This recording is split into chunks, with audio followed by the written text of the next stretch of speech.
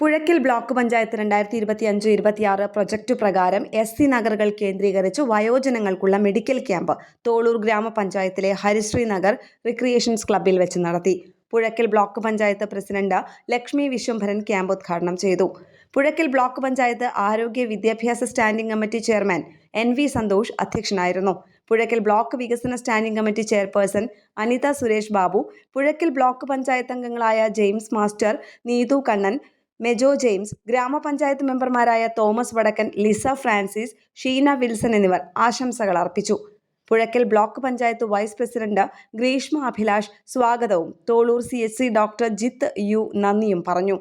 തോളൂർ CHCയിലെ superintendent doctor Jithu, doctor Sheena അടക്കമുള്ള ആരോഗ്യ പ്രവർത്തകരാണ് ക്യാമ്പിന് നേതൃത്വം നൽകിയത്.